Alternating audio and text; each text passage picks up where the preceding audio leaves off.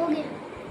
Hello बच्चों, good evening. कैसे हैं आप सभी लोग? आई होप सभी लोग अच्छे होंगे, मस्त होंगे, माता रानी के भजन में व्यस्त होंगे।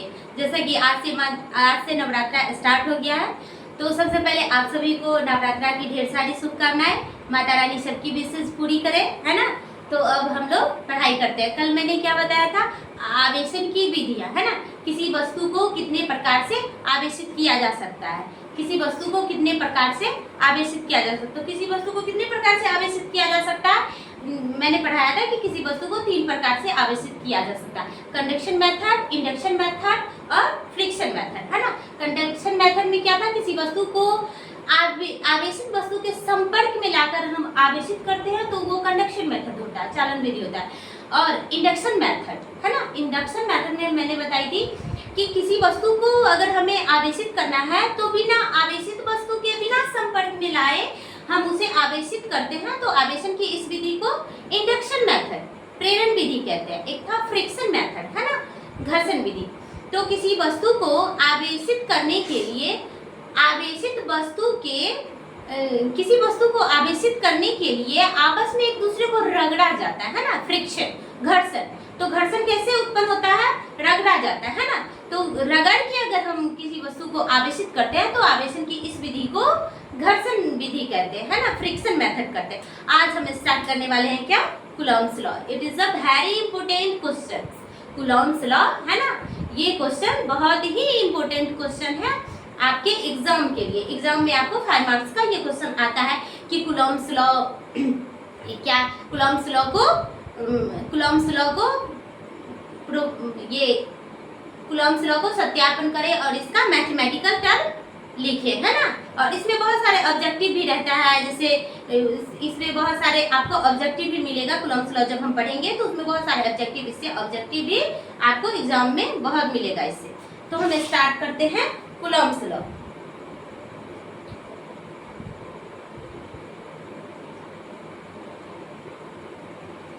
कूलॉम्स लॉ,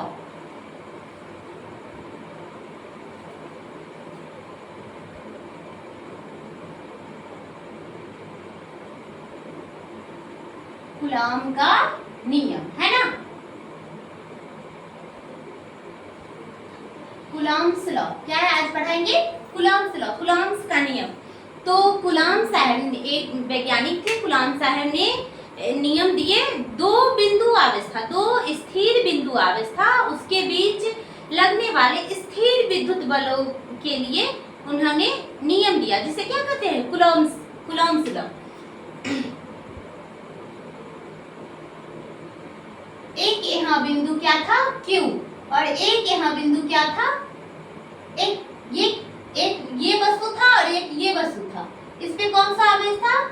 मानते हैं कि माना कि इस पे Q1 आवेश होगा और इस पे Q2 आवेश था। तो कूलॉम साहब ने दो स्थिर बिंदु आवेश, ये 2 स्थिर बिंदु आवेश है, Q1 और Q2।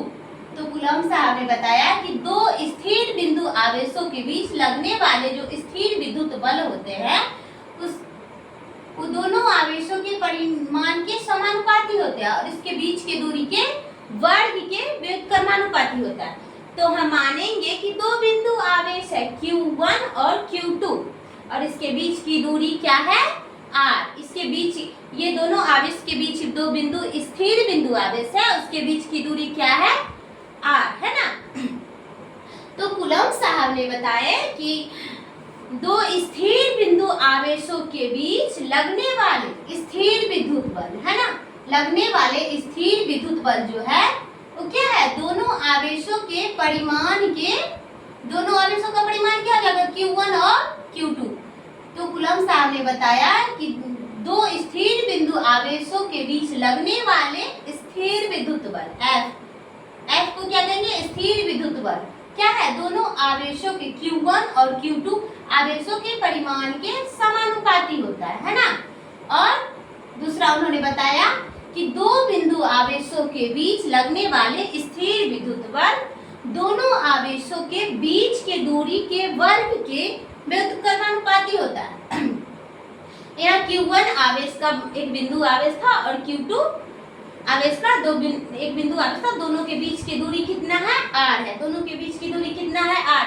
तो उन्होंने बताया कि दोनों आवेशों के परिमाण के समानुपाती होता है और उनके बीच लगने वाले स्थिर विद्युत बल दोनों आवेशों के बीच के दूरी के व्युत्क्रमानुपाती होता है ना। बीच के दूरी के वर्ग के व्युत्क्रमानुपाती होता है। तो ये व्युत्क्रमानुपाती हो गया। तो यही हम लिखेंगे, क्या हम लिखेंगे यहाँ, कूलॉम साहब ने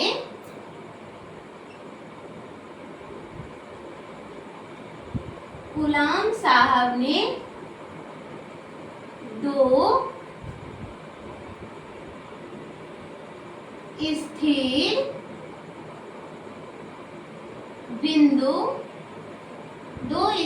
बिंदु आवेशों के बीच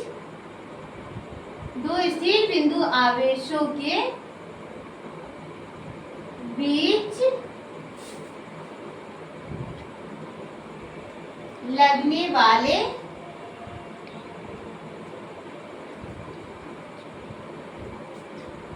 कूलॉम के नियम के अनुसार कूलॉम साहब ने दो स्थिर बिंदु आवेशों के बीच लगने वाले स्थिर विद्युत बल के लिए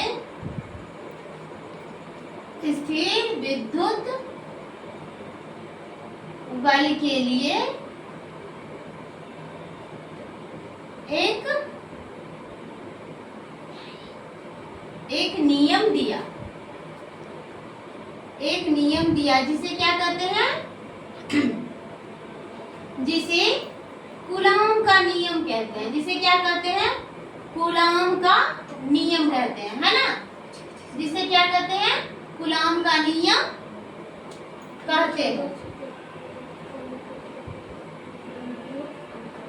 जिसे कूलॉम का नियम कहते हैं। कूलॉम साहब ने दो स्थिर बिंदु आवेशों के बीच लगने वाले स्थिर विद्युत बल, इन दोनों बीच आवेश के बीच क्या है, एक बल लग रहा है ना, एक बल लग रहा है। तो वो बल क्या है, दोनों आवेशों, एक नियम, दोनों बिंदु आवेशों के बीच लगने वाले स्थिर विद्युत बल के लिए एक नियम दिए, जिसे क्या कहते हैं, कूलॉम्स लॉ। अब ये नियम क्या दिए, है ना, ये नियम क्या नियम दिए, नीचे उतर जाओ। दो बिंदु आवेशों के बीच लगने वाले बल के लिए एक नियम दिए, जिसे कूलॉम्स लॉ कहते हैं। अब ये नियम क्या दिए, तो यहाँ हम लिखेंगे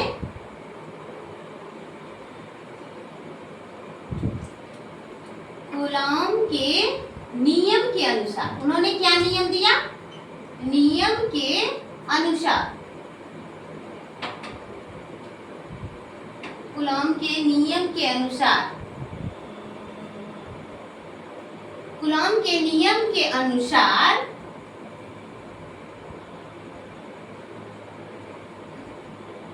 लगने वाले, कूलॉम के नियम के अनुसार दो स्थिर बिंदु आवेशों के बीच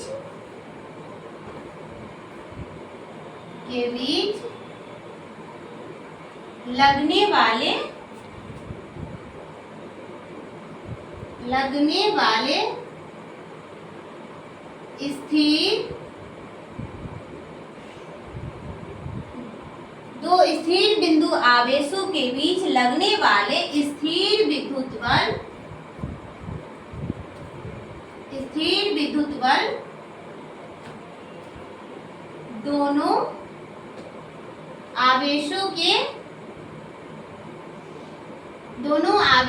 के परिमाण, है ना, परिमाण के समानुपाती होता है,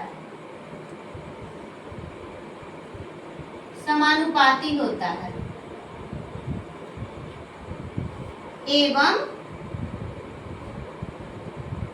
उनके बीच के दूरी के वर्ग के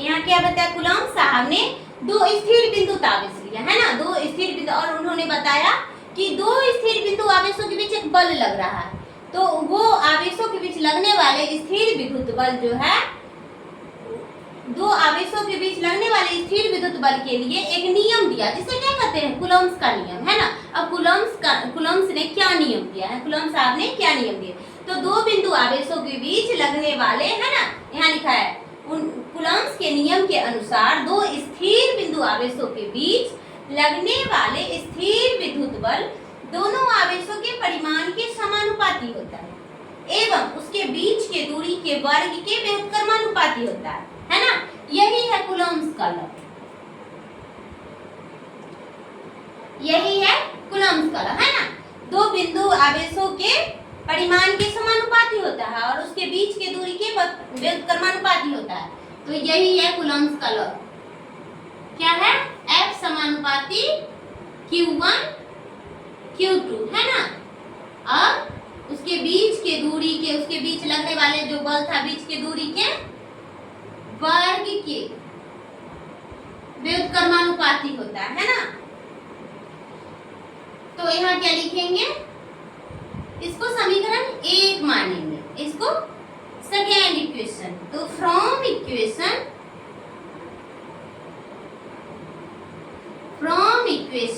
1 and 2, है ना, फ्रॉम इक्वेशन 1 and 2, तो यहाँ क्या हो जाएगा, F समानुपाती Q1 Q2 बट्टा R स्क्वायर, है ना। यहाँ हो जाएगा F समानुपाती Q1 Q2 बट्टा R स्क्वायर। अब यहाँ पर हम लिख देते हैं, तो समानुपाती चिन्ह आप लोग को पता होगा, पहले से ही पढ़ते आ रहे हैं कि समानुपाती चिन्ह हटता है तो एक नियतांक आता है ना। तो समानुपातिक चिन्ह यहाँ हटाएंगे तो नियतांक आएगा K, तो F बराबर K इंटू Q1 Q2 बट्टा R स्क्वायर, है ना। तो यही है कूलॉम्स का नियम, जहां K एक क्या है, यहाँ लिखेंगे, जहां K एक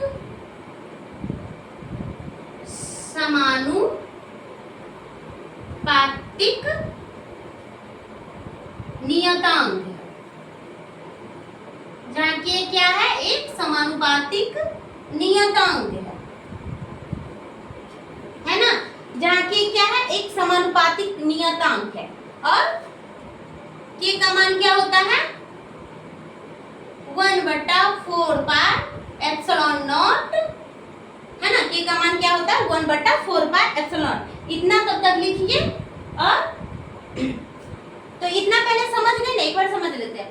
कूलॉम साहब ने दो स्थिर बिंदु आवेशों के बीच लगने वाले बल के लिए एक नियम दिए जिसको क्या कहते हैं, कूलॉम्स का नियम। और कूलॉम्स क्या नियम दिए, कूलॉम के नियम के अनुसार क्या है, दो स्थिर बिंदु आवेशों के बीच लगने वाले जो स्थिर विद्युत बल है दोनों आवेशों के परिमाण के समानुपाती होता है और दोनों आवेशों के बीच के दूरी के वर्ग के व्युत्क्रमानुपाती होता है ना। तो ये वही बात यहाँ सेंटेंस में लिखा हुआ है, कूलॉम के नियम के अनुसार दो स्थिर बिंदु आवेशों के बीच लगने वाले स्थिर विद्युत बल दोनों आवेशों के परिमाण के समानुपाती होता है और उसके बीच के दूरी के वर्ग के व्युत्क्रमानुपाती होता है। और वही यहाँ लिखा हुआ है, यही चीज यहाँ लिखा हुआ है ना। आप ये एक ही बात लिखेंगे, ये नहीं लिखिएगा, ये मैं समझाने के लिए लिखी थी उस टाइम, है ना। तो आप ये नहीं लिखिएगा, है ना, यहाँ से ये लिखिएगा, तो है ना, समानुपाती होता है, बीच की दूरी के वर्ग के व्युत्क्रमानुपाती होता है। और समीकरण इसको 1 मानेंगे, इसको 2 मानेंगे। फ्रॉम इक्वेशन 1 and 2, समीकरण 1 और 2 से क्या हुआ, ये दोनों को कंबाइन करेंगे तो F समानुपाती Q1 Q2 bye R square, है ना। तो आप लोग पहले से ही पढ़ते आ रहे हैं कि समानुपातिक चिन्ह अगर हटता है, समानुपातिक चिन्ह अगर हटता है तो उसके जगह क्या आता है, एक नियतांक आता है। तो यहाँ क्या नियतांक आया, K, F बराबर K इंटू Q1 Q2 बट्टा R स्क्वायर, जहाँ K एक समानुपातिक नियतांक है, K बराबर 1/4 पाई एप्सिलॉन नॉट, के का मान होता है। इतना तक आप लोग स्क्रीनशॉट कीजिए। फिर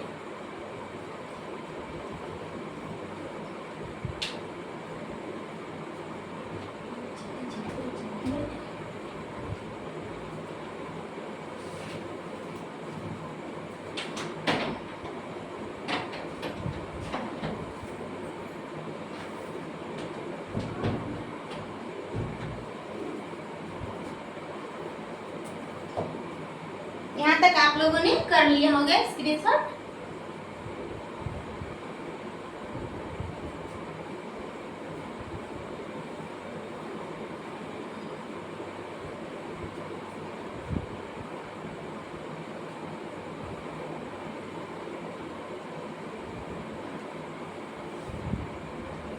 वो क्या था, कूलम्ब्स का नियम था, है ना। वो क्या हम बताए थे, कूलम्ब्स का नियम। अब कूलम्ब्स का नियम का गणितीय रूप, कूलम्ब्स के नियम का गणितीय रूप पढ़ेंगे।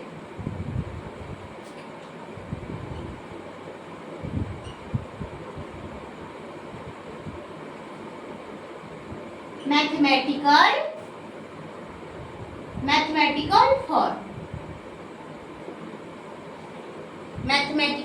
फॉर्म, है ना, गणितीय रूप।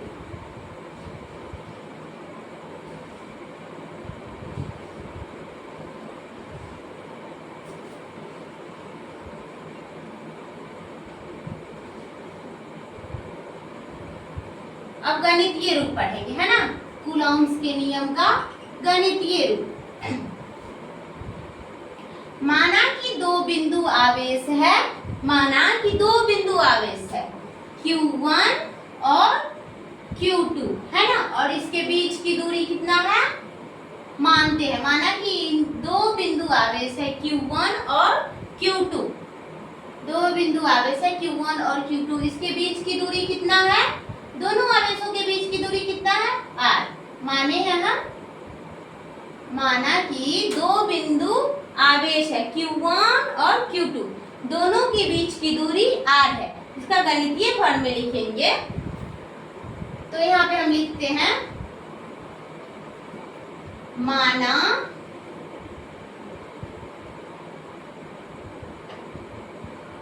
कि दो बिंदु आवेश Q1 तथा Q2 है, दो बिंदु आवेश Q1 तथा Q2 है ना, और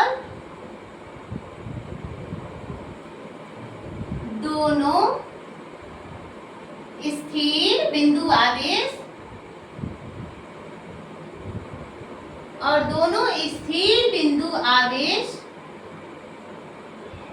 दोनों स्थिर बिंदु आवेशों के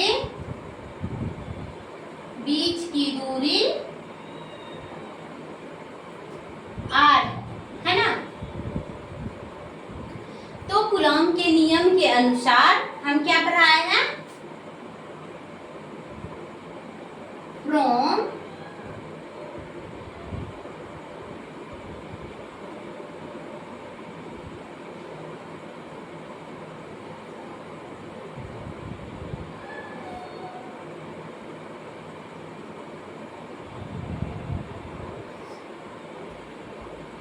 फ्रॉम कूलम्ब्स लॉ, कूलम्ब्स के नियम के अनुसार क्या पढ़ा है कि दो बिंदु आवेशों के बीच लगने वाले जो स्थिर विद्युत बल है ना, दो बिंदु आवेशों के बीच जो लगने वाले स्थिर विद्युत बल है वह दोनों आवेशों के परिमाण के समानुपाती होता है ना।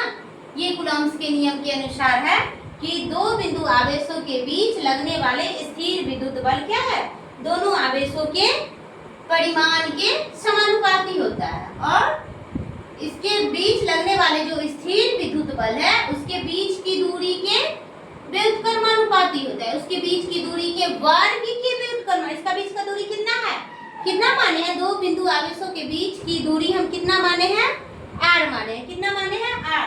तो कूलम्ब्स के नियम के अनुसार दो स्थिर बिंदु आवेशों के बीच लगने वाले जो स्थिर विद्युत बल है वह क्या है, उसके बीच के दूरी के वर्ग के व्युत्क्रमानुपाती होता है ना। इसको समीकरण 2 मानेंगे, है ना। Combine equation 1 and 2। अब दोनों इक्वेशन को कंबाइन करेंगे तो क्या आ जाएगा, F समानुपाती Q1 Q2 बटा R स्क्वायर। F बराबर K, समानुपातिक चिन्ह हटाते हैं तो क्या आता है पीछे, अभी तुरंत हम बताए हैं ना कूलम्ब्स नियम में, Q1 Q2 बटा R स्क्वायर, जहाँ K क्या है, एक समानुपातिक नियतांक है। K क्या है, जहाँ एक समानुपातिक नियतांक है। और K का मान क्या हम बताए थे, 1 बटा 4 pi epsilon naught, 4 pi epsilon naught या 9 into 10 to the power 9 newton metre square पर कूलम स्क्वायर, है ना। ये K का मान होता है, ये K का मान होता है 1 बटा 4 पाई एप्सिलॉन नॉट या 9 into 10 to the power 9 newton metre square पर कूलम स्क्वायर, यानी कि 9 गुने 10 के पावर 9 न्यूटन मीटर स्क्वायर प्रति कूलम स्क्वायर, है ना। अब ये आप यहाँ तो हम सोच लिए कि K क्या है, एक समानुपातिक चिन्ह है जिसका मान ये होता है। अब ये एप्सिलॉन नॉट क्या है ना, ये एप्सिलॉन नॉट क्या है, तो ये एप्सिलॉन नॉट क्या है, निर्वात की प्रावैधता,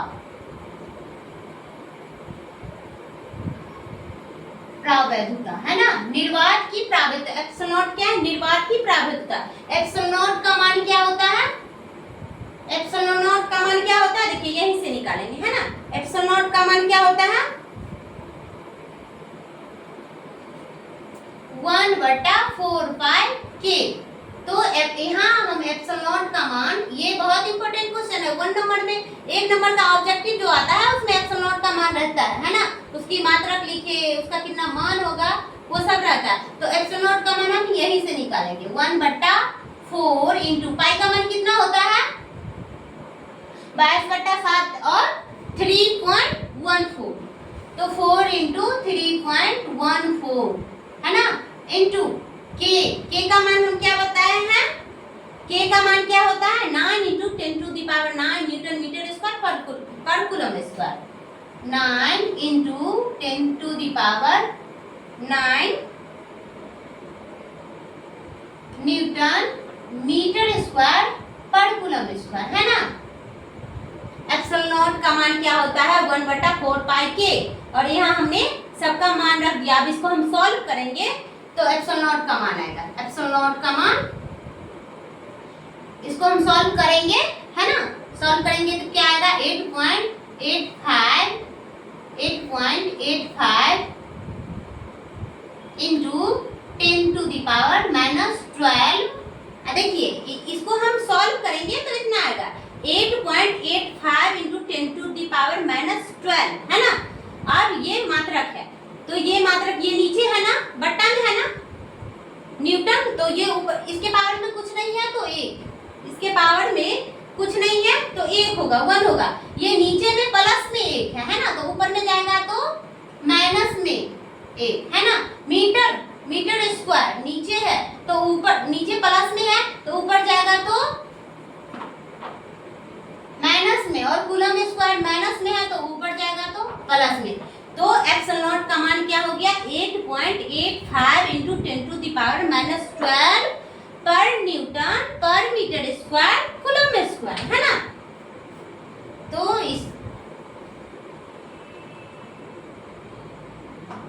ये बहुत ही इंपॉर्टेंट क्वेश्चन है। ये 1 नंबर के ऑब्जेक्टिव जो आता है उसमें ये क्वेश्चन रहता है कि एप्सिलॉन नॉट का, कभी पूछ देगा एप्सिलॉन नॉट की, इनमें से एप्सिलॉन नॉट का मात्रक कौन है, तो ये मात्रक है पर न्यूटन पर मीटर स्क्वायर कूलम स्क्वायर, और इसका मान कितना होता है 8.85 इंटू 10 टू द पावर -12 पर न्यूटन पर मीटर स्क्वायर कूलम स्क्वायर, है ना। तो इतना आप लोग लिखिए, स्क्रीनशॉट ले लीजिएगा।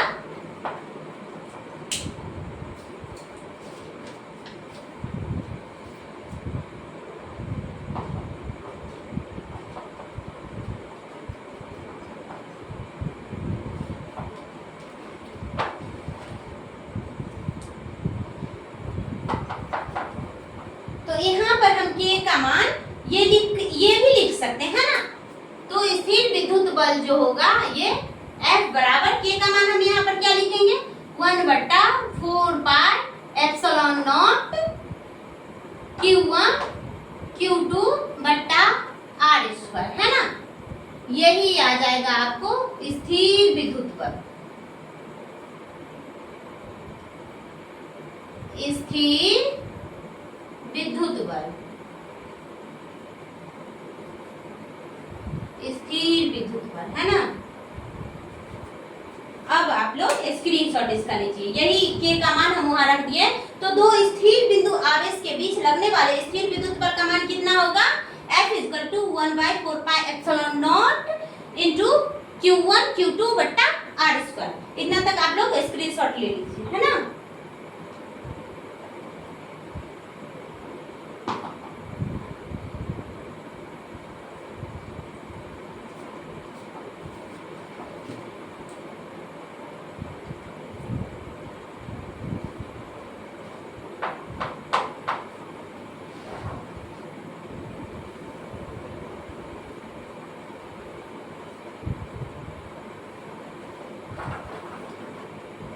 अब हम क्या पढ़ेंगे रिलेटिव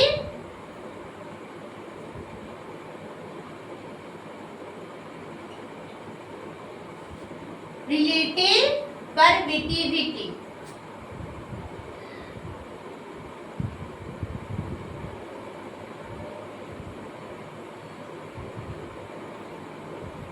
रिलेटिव परमिटिविटी, है ना। आपेक्षिक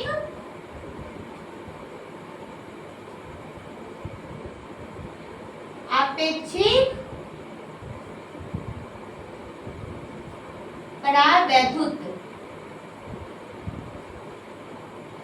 आपेक्षिक परावैद्युत। अब हम क्या करेंगे रिलेटिव परमिटिविटी, है ना, आपेक्षिक परावैद्युत। तो ये आपेक्षिक परावैद्युत क्या है रिलेटिव परमिटिव, किसी माध्यम का आपेक्षिक परावैद्युत जो है उस माध्यम का परावैद्युत और निर्वात यानी कि हवा या निर्वात में किसी माध्यम का परावैद्युत के अनुपात को आपेक्षिक परावैद्युत कहते हैं, है ना। आपेक्षिक परावैद्युता कहते हैं। ये क्या हो जाएगा रिलेटिव परमिटिविटी, किसी माध्यम का आपेक्षिक परावैद्युता, उस माध्यम का परावैद्युता और निर्वात की परावैद्युता का अनुपात को क्या कहते हैं आपेक्षिक परावैद्युता। इसे एप्सिलॉन R से सूचित करते हैं। तो यहाँ हम लिखेंगे किसी माध्यम की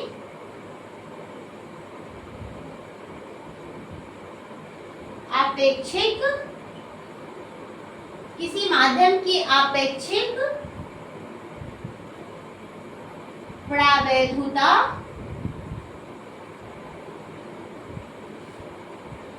उस माध्यम की परावैद्युता, उस माध्यम की परावैद्युता,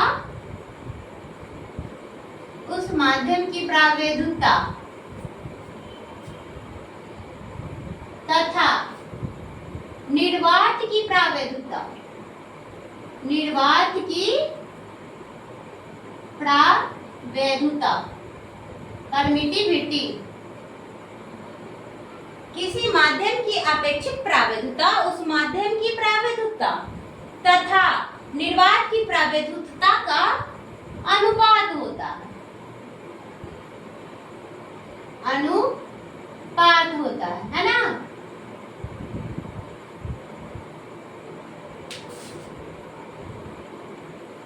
इसे एप्सिलॉन R से सूचित करते हैं।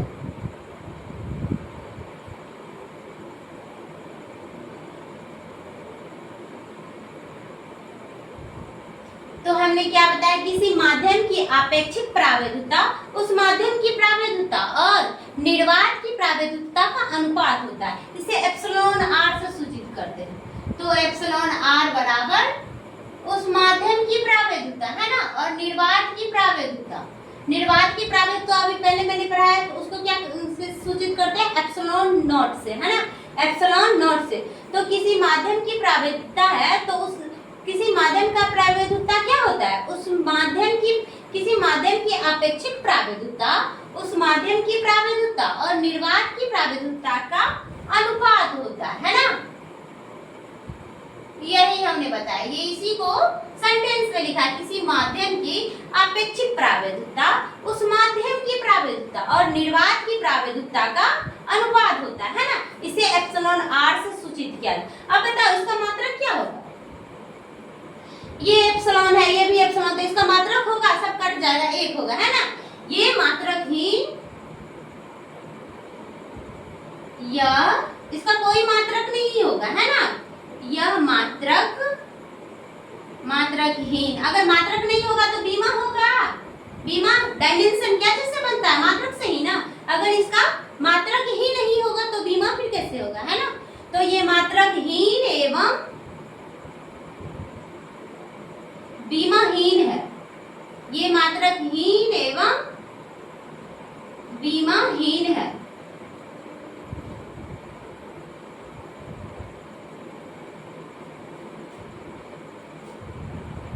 और इसका मान निर्वात या हवा के लिए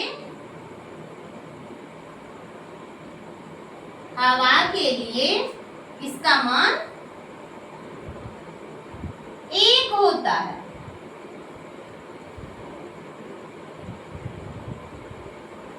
ना। निर्वात या हवा के लिए ये अपेक्षित प्रावेदुता का मान कितना होता है, 1 होता है। हवा या निर्वात के लिए अपेक्षित प्रावेदुता का मान 1 होता है, और अन्य माध्यमों के लिए इसका मान क्या होता है, 1 से अधिक होता है। तो यहाँ लिखेंगे अन्य माध्यमों के लिए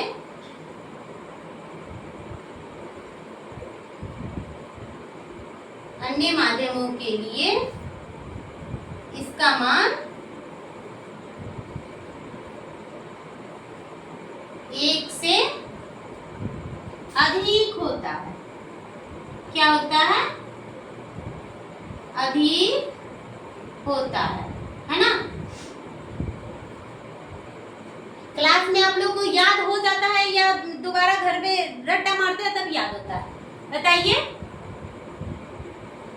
ये क्या है, रिलेटिव परमिटिविटी, अपेक्षित प्रावेदुता क्या है, किसी माध्यम की अपेक्षित प्रावेदुता जो है उस माध्यम की प्रावेदुता और निर्वात की प्रावेदुता का अनुपात होता है। यही पॉइंट को हमने सेंटेंस में इतना बड़ा लिखा है, किसी माध्यम का अपेक्षित प्रावेदुता जो है उस माध्यम की प्रावेदुता और निर्वात की प्रावेदुता का अनुपात होता है ना।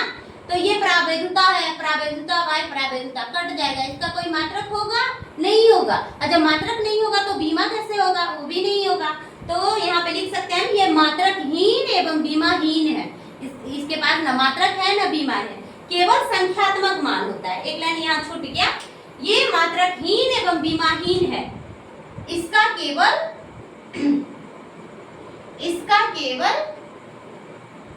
संख्यात्मक मान होता है।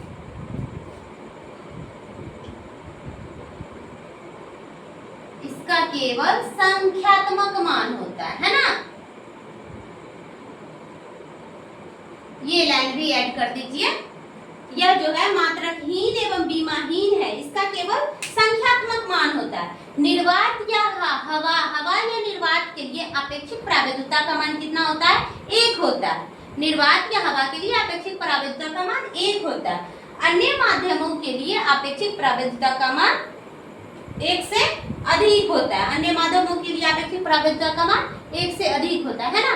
तो आज के लिए इतना ही, आप लोग इसे फिर से पढ़िएगा, है ना। और आज मैंने क्या बताया, कूलम्ब्स लॉ, है ना। कूलम्ब्स लॉ का एक बार रिवीजन कर देते हैं। कूलम्ब्स लॉ बताया, कूलम्ब्स साहब ने 2 स्थिर बिंदु आवेशों के बीच लगने वाले स्थिर विद्युत बल के लिए एक नियम दिया, है ना। 2 स्थिर बिंदु आवेशों के बीच, 2 स्थिर क्या हमने बताया, 2 स्थिर बिंदु आवेशों के बीच लगने वाले स्थिर विद्युत बल के लिए एक नियम दिया। एक नियम दिया जिसे कूलम्ब्स का नियम कहते हैं, है ना। कूलम्ब्स का नियम कहते हैं। कूलम्ब्स के नियम के अनुसार जो स्थिर बिंदु आवेशों के बीच लगने वाला जो बल था, दोनों स्थिर बिंदु आवेशों के परिमाण के समानुपाती था, है ना। दोनों स्थिर बिंदु आवेशों के परिमाण के समानुपाती होता है और दो स्थिर बिंदु आवेशों के बीच लगने वाले स्थिर विद्युत बल जो था, दोनों आवेशों के बीच के दूरी के व्युत्क्रमानुपाती था। यही ना था कूलम्ब्स का नियम। उतना जो हम लिखे यही था, इतना ही पॉइंट था कूलम्ब्स का नियम, है ना। कूलम्ब साहब ने दो स्थिर बिंदु आवेशों के बीच लगने वाले बल के लिए एक नियम दिया जिसे क्या कहते हैं, कूलम्ब्स लॉ, कूलम्ब्स का नियम। और कूलम्ब्स साहब ने बल के लिए क्या नियम दिया, तो कूलम्ब्स के नियम के अनुसार दो स्थिर बिंदु आवेशों के बीच लगने वाला बल, स्थिर विद्युत बल, दोनों आवेशों के परिमाण के समानुपाती होता है और दोनों आवेशों के बीच के दूरी के वर्ग के व्युत्क्रमानुपाती होता है। यही था कूलम्ब्स का लॉ, है ना। तो आज मैंने कूलम्ब्स का लॉ पढ़ाया। फिर ये समानुपातिक चिन्ह हटाएंगे तो के आएगा। के क्या था, एक समानुपातिक नियतांक था जिसका मान 1/4πε0 होता है या 9 × 10⁹ न्यूटन मीटर स्क्वायर पर कूलम स्क्वायर होता है। और फिर ε0 क्या था, यहाँ पर है ना, ε0 क्या है, निर्वात की प्रावैधुकता थी। ε0 क्या है, निर्वात की प्रावैधुकता, है ना। ε0 निर्वात की प्रावैधुकता, इसका मान कितना हमने बताया था, ε0 का मान कितना बताया था, 8.85 × 10⁻⁻12 पर मीटर स्क्वायर कूलम स्क्वायर, है ना। यही मैंने ε0 का मान बताया, 8.85 × 10⁻⁻12 न्यूटन पर मीटर स्क्वायर कूलम स्क्वायर, है ना।